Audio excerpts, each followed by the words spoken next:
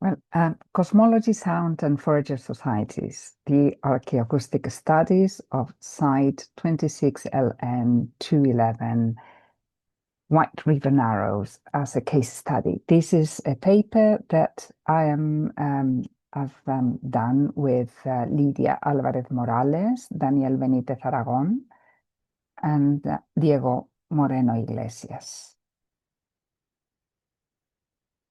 This paper explores the acoustics of rock art site 26LN211, which is the northernmost known petroglyph site within the River Narrows archaeological district. No, not in the Narrows, but in the archaeological district. And this is a study that has recently been published in the journal Arts. Right. The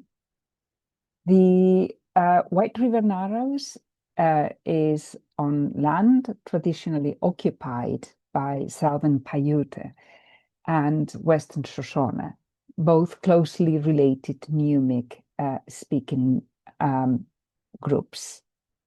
The Paiute were living in desert, in the southern in particular. Some had irrigation farming and had foraging traditions. And it is in Lincoln County in Nevada. You can see here the location of the site here to the north of the Narrows, but beyond the Narrows themselves, which finish here. And you can see that is in the frontier between the Southern Paiute and the Western Shoshone. This is part of the Basin and Range National Monument. There's a highway that runs throughout the canyon, although not next to, it goes a bit further when it leaves the canyon. And what we have nowadays is a path going next to the site, our site. It's owned by the Bureau of Land Management. There are 12 sites, and the person responsible for the research and the graffiti removal is Johannes Laubse from Stratum Unlimited. What do we know about Paiutes and sounds? The evidence, we have three types of evidence: legends, oral tradition, and dances. There's a Paiute legend that describes a witch or witches living in the belly of the mountain and having great delight in repeating in mockery the words of passers-by. That really sounds like an echo. There's also oral tradition that tells us about how the Southern Paiute used song recitatives to transmit information. And we know about dances, some of them really taken even 5 nights, sort of very long events of several days. And most of the information we have comes from, on the one hand, the work of Frank Beckwith, who was, I think he was a banker that moved to the area and interviewed a Paiute living in the area and wrote about it in the 20th century, before the Second World War and after. And he recorded dances and songs associated with the rock writing motifs, and some information about the Paiute's long migration from the northwest, and some events and some dances that happened along the way. On the other hand, we have the work of Richard Stoffel, who is doing a fantastic job with ethnographic interviews and gathering information from current periods. And he says that in contemporary Southern period oral tradition, rocks are believed to be alive and powerful. The markings are not carried out casually, so it is important, it is significant to make them, to make the rock writings, and that is that one needs to have a culturally appropriate behavior, including certain obligations towards the rock, and that they believe nowadays that the markings were probably created by individuals with religious knowledge. The archaeoacoustic study was first planned for 2020, but then COVID came, and of course we couldn't travel to the US.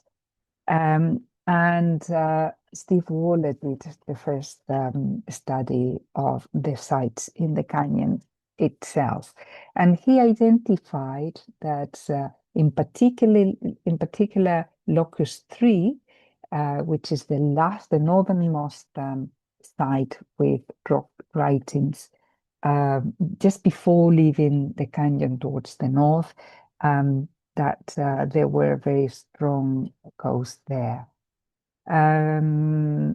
He also saw how there was some connection, sonic connection between sites. Didn't cover the whole canyon, but most of it.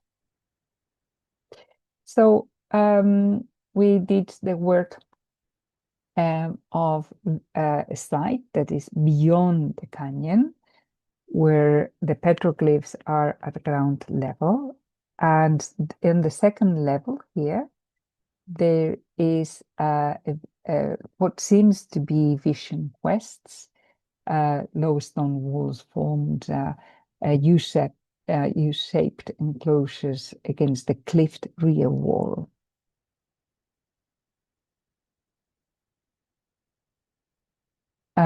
Here you have some of the rock art that can be found in the site. There are several panels.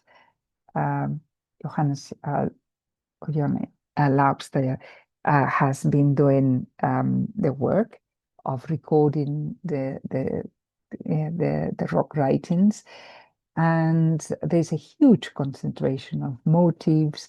And he has done this chronology. You see there, Harris scheme, how there are carvings over carvings over carvings.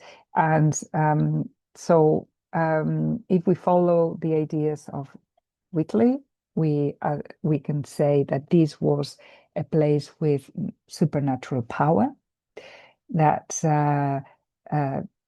the rock was repeatedly visited by many generations.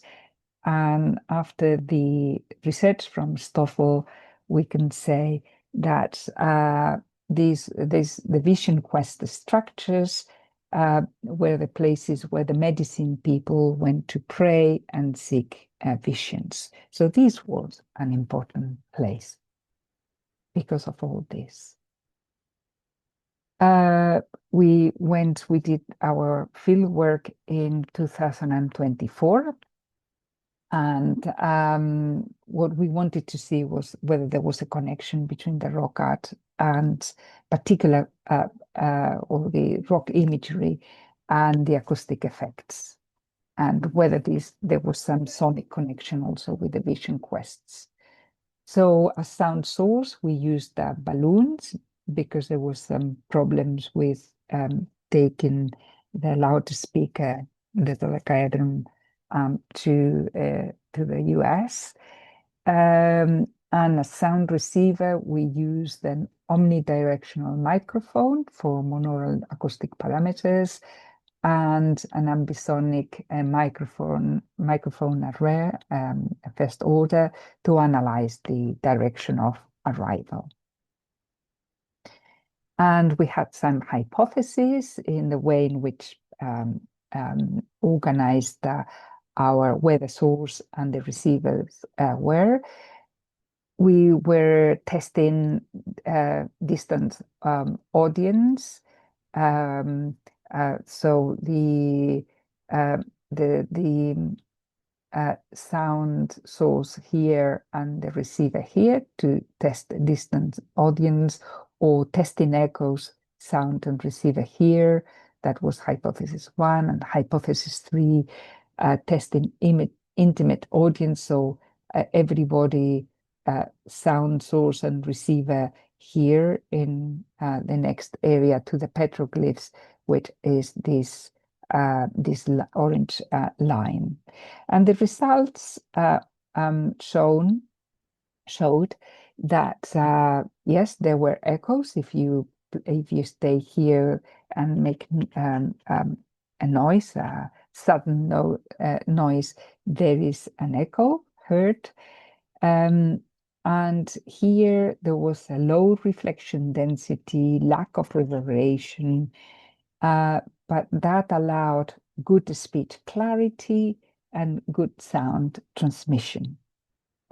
So this is the echo here.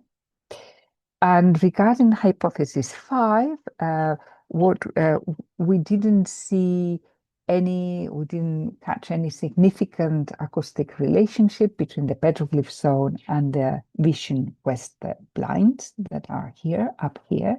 There was quite a distance to the bottom of the valley here, and quite high. And when the listener is in this vision quest and the source is placed there below, the sound level reaching the listener is highly attenuated. So there's much heard here. So as a conclusions, we can say that sound was not particularly special in site 26LN211. And this contrasts with the results that Steve Waller had within the canyon. He found echoes, reverberation, sonic interaction between sites. We tried to do this sonic interaction, but it really, locus 3, which was the nearest place, was too far for any sonic interaction, and there were few carvings in between. But it's obvious that the place was important, as we say, because of the amount of carvings, the superimpositions of carvings. The place was repeatedly visited. The importance of the place is beyond doubt.